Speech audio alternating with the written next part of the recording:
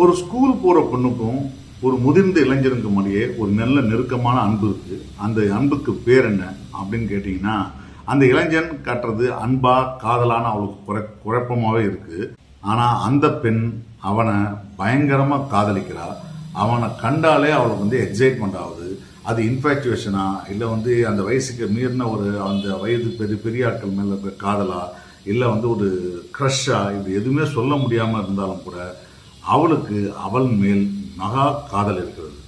அவர் பேர் சேகர்தா. சேகர்தா அப்படின்னு கூப்பிடுறதுன்னு பார்த்தோம்னா இது கண்டிப்பா பெங்காலி சீரீஸ்னு உங்களுக்கு தெரிஞ்சிருக்கும். இந்த சீரீஸ் பாத்தீங்கன்னா இது ஹாட்ஸ்டார் ரிலீஸ் ஆயிருக்கு. மெகுல் போஸ் அப்படின்ற பொண்ணு ஸ்கூல் படிச்சுட்டு இருக்கா. அப்பல இருந்து அதே ரோட்ல இருக்கிற இந்த சேகர்தா மேல அவளுக்கு பெரிய அப்சஷன் இருக்கு. அந்த சேகர்தா தன்னுடைய பெரிய ஒரு ரோல் மாடலா, காதலனா, கணவனா, இப்படி பலவிதமா அவளை கற்பனையில் இருக்கா. அப்படியான நேரத்துல ஒரு கட்டத்துல சேகர்தா மேல ஒரு மொலஸ்டேஷன் கேஸ் வருது. அந்த கேஸுக்காக ஒரு ஸ்டேஷனுக்கு கூட்டு போறாங்க. கூட்டு போய் முடிச்ச உடனே அவர் வீட்டுக்கு வர்றார். வீட்டுக்கு வந்தவர் அவர் தூக்கிலிட்டு செத்து போறாரு. இந்த அதிர்ச்சி தாங்க முடியாம வளர்றா இந்த மெகுல் போஸ். ஸோ கொஞ்சம் கொஞ்சமா அவளுக்கு அவளுக்கும் அந்த சேகர்தாவும் அவர் உயிரோட இருக்கிறதாவும் நினைச்சுக்கிட்டு அவருடைய வாழப்பழகிறா, நினைவுகளோட வாழப்பழகிறா, அவரோட பேசிட்டு இருக்கா, பழகிறா, சிரிக்கிறா, அப்படிலாம் நடந்துட்டு இருக்கும்போது சேகர்தான்றவர் கண்டிப்பா ஒரு உமனேஸ்வரோ அவர் ஒரு மொலஸ்டேஷன் பண்ணக்கூடியவரே கிடையாது. அப்படி இருக்கும்போது அவர் எப்படி செத்து போனார்னு கண்டுபிடிக்கிற ஆர்வம் வருது. இந்த ஆர்வத்தை அதை தேடுறதுக்காக வேலைக்கு சேர்றா. வேலைக்கு சேர்ந்த காலகட்டத்தில் அதுக்கப்புறம் என்ன நடந்துச்சு, சேகர்தா நிஜமாவே தூக்கு போட்டு தான் செத்து போனாரா இல்லை அவரை யாராவது கொன்னாங்களா, கொன்னதுக்கான காரணம் என்ன, இதுதான் இந்த சீரியஸோட கதை.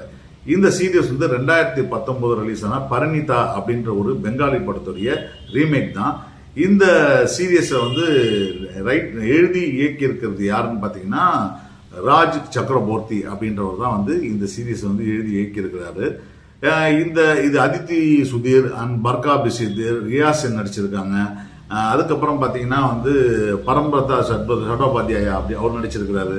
இப்படி பல பேர் நல்ல பிரபலமான முகன்னா நடிச்சிருக்காங்க. இந்த கதை யூஸ்வலான ஒரு இன்ஃபாக்சுவேஷனுக்கு நடுவில் இருக்கிற ஒரு அப்சஷனுக்கு இருக்கிறதுல ரெண்டுத்துக்கு நடுவில் குழப்பமான ஒரு ரிலேஷன்ஷிப்ல இருக்கிற விஷயம் தான். அந்த பொண்ணுக்கு அவர் மேல காதல் இருந்துச்சு, அவருக்கு இவர் மேல காதல் இருந்துச்சான்னு கேட்டா அது விளக்க முடியாத ஒரு உணர்வாக தான் இருக்குது.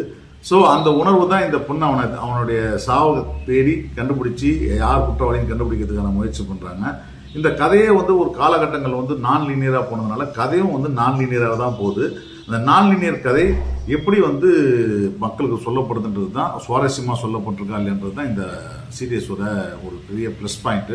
அதில் ரியாசன் ஒரு சின்ன கேரக்டர் நடிச்சிருக்காங்க, ரொம்ப முக்கியமான கேரக்டர்னா. அதித்தி சுதீர் புகாங்கர் தான் மெகுல் போஸா நடிச்சிருக்காங்க. ரொம்ப நல்லா நடிச்சிருக்காங்க. அந்த எக்ஸைட்மெண்ட், அவரை பார்த்தோன்னா அவருடைய எக்ஸைட்மெண்ட் ஆகட்டும், சேகர்தாவை பார்த்தோன்னா அவருடைய எக்ஸைட்மெண்ட் ஆகட்டும், அதை பார்த்தோன்னே வெட்கப்படுறதாகட்டும், அவருக்காக அவர் பக்கத்தில் இருக்கும்போது இப்படி இருக்கிறதா நினச்சி பேசியிருக்க மாட்டோம், அவருக்காக ஆக்ஷன் பிளாக்ல இறங்குறதாகட்டும், இப்படி பல விஷயங்கள் அவருடைய நடிப்பு மிக சிறப்பாக இருக்கு. அதே போல பார்த்தா பரம்பிரதா சட்டோபாத்தியாயா அவர் தான் முக்கியமான இந்த சேகர்தா கேரக்டர் நடிச்சிருக்காரு. இருந்தாலும் அவர் அப்பப்போ போறாரே தவிர இந்த கதையில ஒரு முக்கியமான கதாபாத்திரமா இருக்கிறத தவிர அவர் இந்த கதையில முக்கியமான ஒரு கேரக்டரா இருக்கிறத தவிர அவர் நடிப்புன்னு பார்த்தீங்கன்னா ஆஸ் யூஷுவல் ஒரு பெங்காலி பெண் நடிகருடைய ஒரு குறிக்கோளோட அலையக்கூடிய ஒரு நேர்மையான ஒரு ஆளுடைய நடிப்பு எந்த அளவுக்கு இருக்குமோ அதே அளவுக்கு தான் இருக்கு.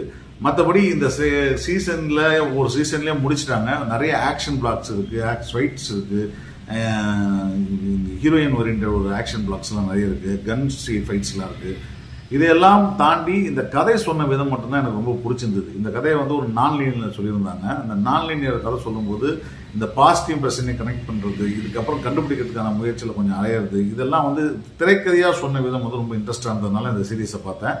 ஆனால் last 2 episode cinematic liberty to the கோரை மொத்தமாக பயன்படுத்திக்கிட்டாங்க. அந்த மொத்தமாக பயன்படுத்துறதுனால இந்த சீரீஸுடைய தரம் கொஞ்சம் குறைஞ்சி போச்சு. பட் இருந்தாலும் உங்களுக்கு ஒரு நல்ல உமன் ஓரியன்ட், ஆக்ஷன் ஓரியன்ட் ஒரு சீரியஸ் நீங்கள் பார்க்கணும்னு நினச்சிங்கன்னா இந்த சீரீஸை நீங்கள் பார்க்கலாம். இந்த சீரியஸ் ஜித்தி இஷ்க், அதாவது ஒரு அடம் பிடிக்கும் காதல் அப்படின்றது அர்த்தம். இது ஜியோ ஹாட்ஸ்டாரில் வந்திருக்கு. பல மொழிகளில் டப்புன்னு பண்ணியிருக்காங்க. பார்த்துட்டு உங்கள் கருத்தை சொல்லுங்கள்.